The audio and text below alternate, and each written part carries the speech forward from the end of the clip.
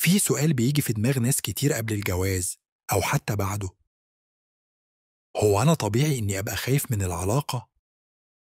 الحقيقة الخوف ده مش غريب، ومش معناه إن فيك حاجة غلط. اللي هنتكلم فيه النهاردة مهم جدا لأي حد بيبدأ حياته الزوجية. إمتى الخوف بيكون طبيعي؟ وإمتى لازم آخد بالي إنه ممكن يكون علامة على مشكلة؟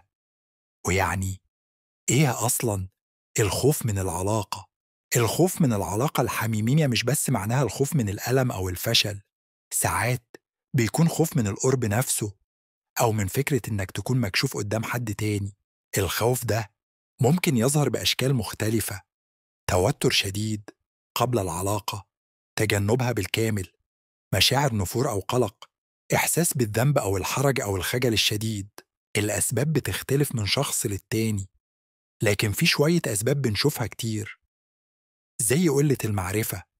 الشخص مش عارف إيه اللي هيحصل فبيخاف من المجهول، أو التربية صارمة، اتربنا على إن الجنس عيب وحرام بشكل مفرط فارتبط في دماغه بالخوف، أو تجربة صادمة أو مشاهدة محتوى عنيف، زي اللي شاف أفلام إباحية مبالغ فيها، أو سمع قصص مرعبة عن العلاقة، أو اضطرابات نفسية أو جسدية زي القلق العام، أو اضطراب زي فاجينيسموس عند البنات، أو القلق الجنسي عند الرجال.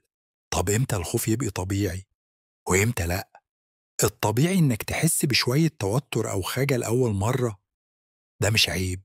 لكن الخوف بيبقى مش طبيعي لو مستمر وبيزيد مع الوقت، بيخليك تتجنب العلاقة خالص، بيسبب ألم أو انزعاج شديد، بيأثر على علاقتك بشريكك. في الحالة دي لازم تاخد الموضوع بجد وتطلب مساعدة من دكتور أو معالج نفسي. طب إزاي أتعامل مع الخوف ده؟ اتكلم. الحوار مع الشريك بيريح جدا. لما تحكي عن مخاوفك بيقل الضغط. فهم مشترك، اقعدوا سوا واقرأوا أو اتفرجوا على محتوى تعليمي محترم.